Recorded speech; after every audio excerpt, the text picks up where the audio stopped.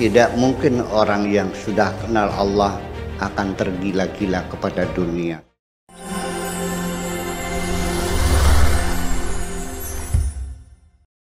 Idza sarat an-nafsu mutmainnatan, ketika nafsu kita sudah damai, ketika jiwa kita sudah nyaman, sallama ilaiha hifdzul jawarih, nanti penjagaan atas anggota badanmu akan diselamatkan oleh Allah. Artinya segala tindak tandukmu, segala perbuatanmu, segala sikapmu, dan segala ucapanmu akan dilindungi oleh Allah Subhanahu wa ta'ala. Tsumma yusafirul qalbu ilal haqqi azza wa jalla. Kemudian hati kita akan pergi, terbang, akan berjalan menuju Tuhan. Yatlubu ma'indahu, akan minta apa yang ada di sisi Allah.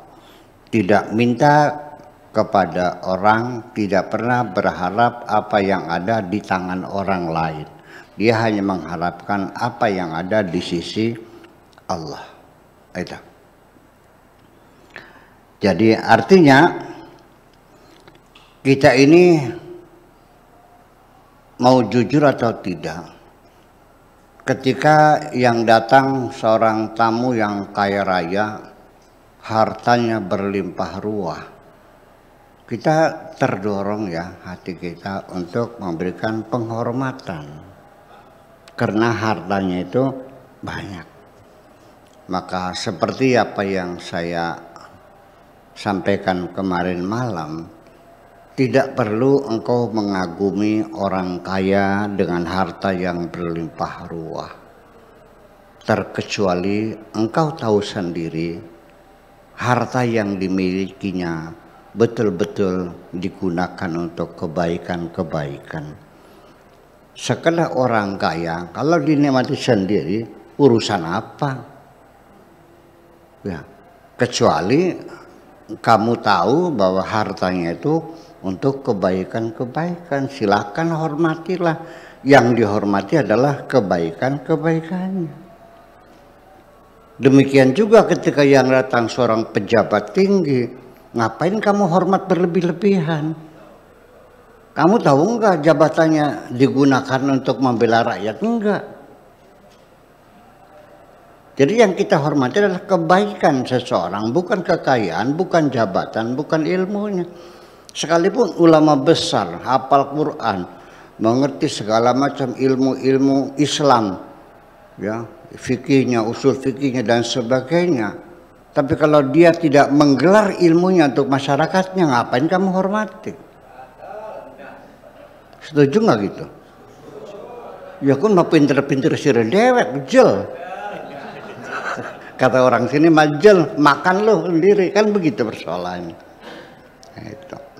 Jadi yang diminta hanya dari Allah Subhanahu wa taala, tsumma ya'ti dunya ya fatasiru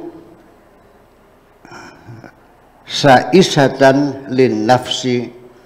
Nanti pada akhirnya kamu akan didatangi oleh keberuntungan-keberuntungan. Lalu nantinya ya nafsumu, jiwamu akan bisa menjadi pemimpin, akan membimbing dirimu sendiri.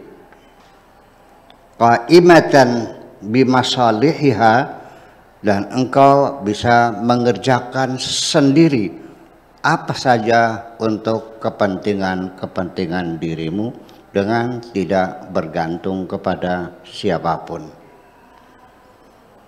Hadza da'bullah azza wa jalla wa san'uhu fi haqqi talibina. Itulah cara Allah untuk mengabulkan permintaan doa orang-orang yang ingin benar, ingin dekat dengan Tuhan. Ta'tihim ad-dunya waqta istifa'il aqsam, kamu akan didatangi oleh keberuntungan pada saatnya nasibmu akan dibagikan, ya akan dapat juga kok. Ketika engkau dalam ketentuan Tuhan hari ini mendapatkan rezeki, percayalah tidak akan ada seorang pun yang menghalangi rezekimu, pasti nyampe. Tetapi ketika Allah menutup keran rezekimu, apapun upayanya, sekalipun orang sealam dunia mencoba keran itu dibuka, tetap tidak akan terbuka.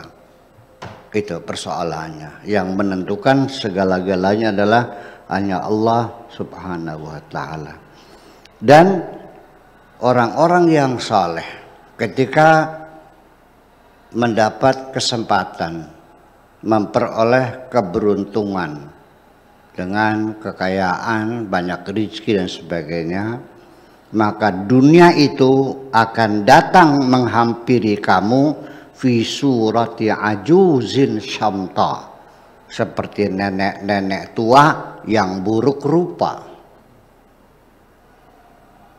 Mata kamu tidak tega melihatnya, sudah nenek-nenek, udah tua dan buruk rupa. Ajuzun, ya, syamta, syauha, yang penuh cacat, luka-luka di mukanya semuanya itu, ya. Fatuwaffihim aqsamahum, membagi-bagikan rizki mereka, ya. Takunu khadimatan la syariyatan, ya. Dan dia berkhidmat membantu kamu.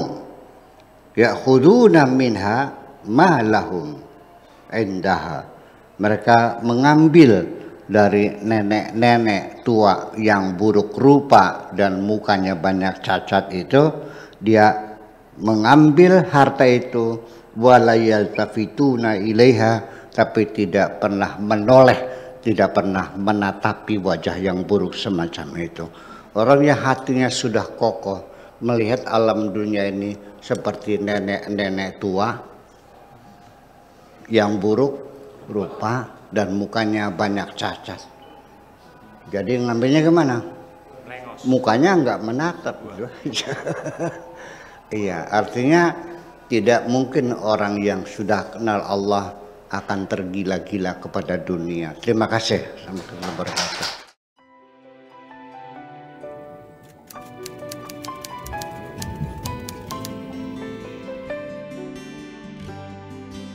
Aku hanya ingin berbagi kebahagiaan dan tidak menggurui siapapun. Terlalu sulit bagiku untuk menyalahkan siapapun. Akan tetapi apabila ada orang yang ingin mengisi raporku, tentu aku sangat gembira sekali. Dan kujamin aku tidak akan sakit hati sedikit.